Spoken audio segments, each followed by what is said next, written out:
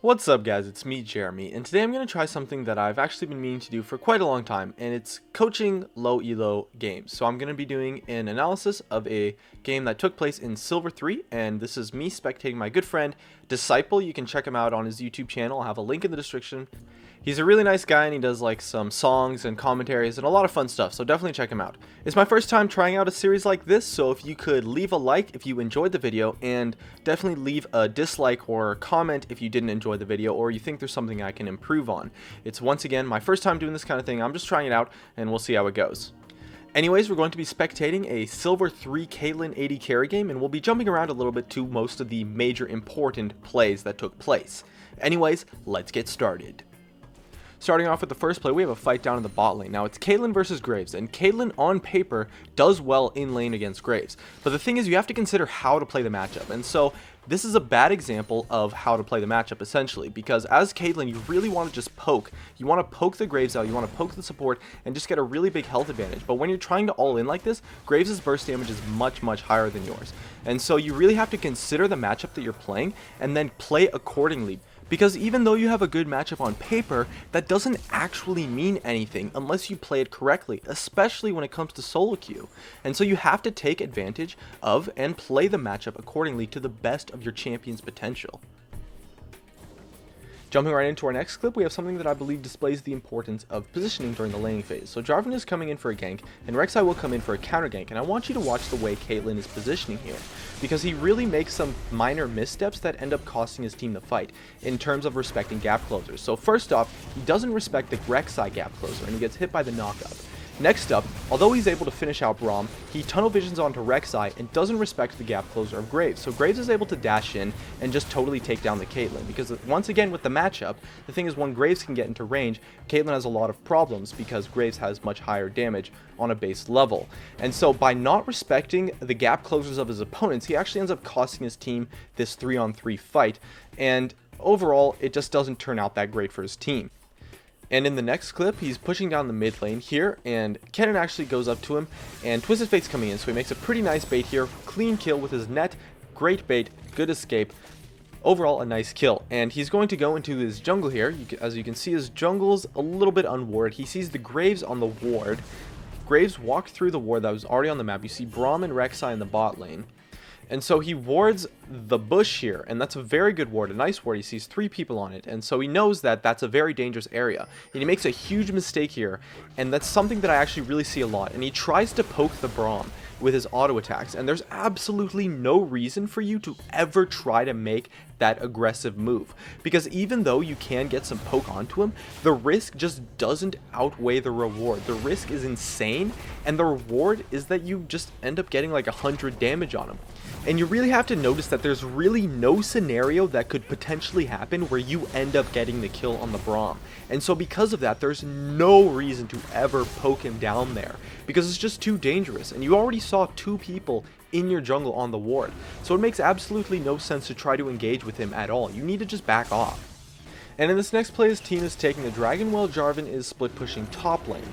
And Jarvan's going to keep split pushing top lane, so even if the enemies engage on you, it is a 4v5. You see Kennen on the ward, so you know that it's kind of a 4v4.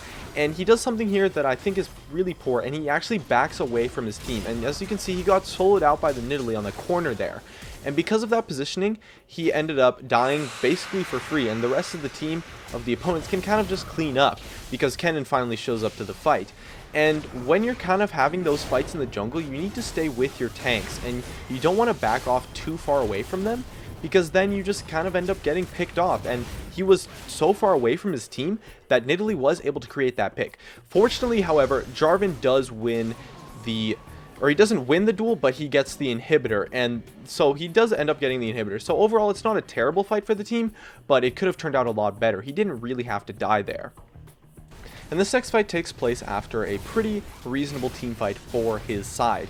So they're able to pick up 3 really nice, pretty much free kills, and so they're going to be pushing down the bot lane here.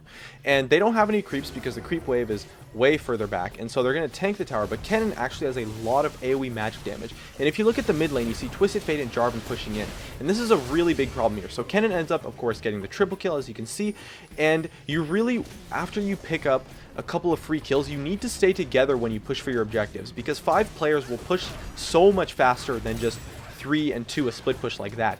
And although they are able to end up getting the inhibitor, which is a nice play, they definitely could have gotten both inhibitors if they had stayed together as 5, because Ken was able to pick up a couple of kills on the squishy targets since he's bursting pretty heavily.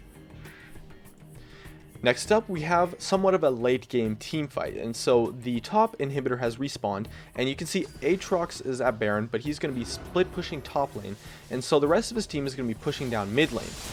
And the thing is here, Jarvan goes in for a fight, and when you have a team player that is split pushing, you really need to wait for them to at least push up the lane, because that Aatrox right now has absolutely no pressure, and the rest of the team is kind of grouped up, and they're able to pick off some targets. So they get Jarvan, and they get Kennen gets Twisted Fate, and they're able to back out for free because of the base gates. And although Aatrox finally does push down the top lane inhibitor, it would have been much better for them to wait for him to actually get the inhibitor first and then go in for the fight. But Alistar and Caitlyn are able to kill out the Kennen. And the thing here is that you see 3 players of your team dead, and you know that Graves and Braum are respawning. And so going to tank the tower here is a really dangerous move, and it's extremely risky, and as you can see, does not pay off. And after you have some players die, you can't just be doing things like taking towers. It's a huge overextending mistake here, and it's going to end with an ace for his team. And overall, it could have been played out a lot better. They didn't have to die there, and if they had just gotten away, it would have been totally fine, because it would have been a 3 for 3, but they got the top lane inhibitor. So if they had just backed off, it would have been totally fine, but instead they got ace, and it ended up being a really bad fight for them. And in the next fight, as you can see, the mid lane inhibitor has respawned, and the blue team is starting to push down the mid lane. And overall, right now, this is a very late game team fight, so if any team gets a clean ace, it's pretty much game over. And you have to recognize that as the AD carry player, because team fights are so heavily based on you as an individual because you're the AD carry. And he steps too close to the wall, and Graves gets a huge chunk of damage, which allows Kennen to flash in. And it's a really big mistake here, because you have to consider that when you're at this kind of level, you're not really going to get peel from your teammates. And taking that huge chunk of damage from Graves for free really ends up costing his team there. And that was a really big mistake. And that damage that he took pretty much cost his team the team fight here, and ended up in eventually a loss for the team.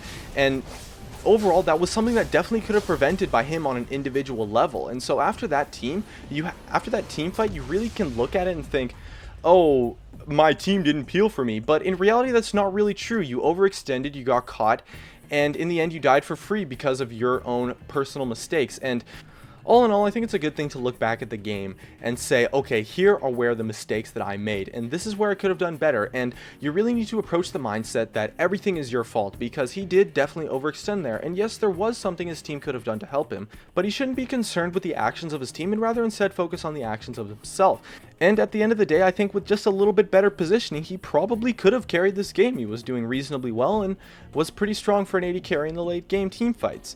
And so all in all, that's it for the commentary. I hope you guys enjoyed this kind of video. Definitely leave a like if you enjoyed, and feel free to leave a dislike or a comment if you didn't, and to give me some feedback. And so that's going to be it. My name is Jeremy, and that's it for my video on this low elo analysis. Hey guys, it's me, Jeremy. Thanks for watching my video. If you enjoyed it, definitely make sure to hit that like button so I can tell, and if you're interested, definitely check me out over on all the socials, of which you can see over there. And if you really enjoyed the video, make sure to subscribe for some more awesome content in the future. And definitely check out some of my other videos as well, up here and over there. Anyways, that's going to be it. Thanks again for watching, and of course, I'll see you guys next time.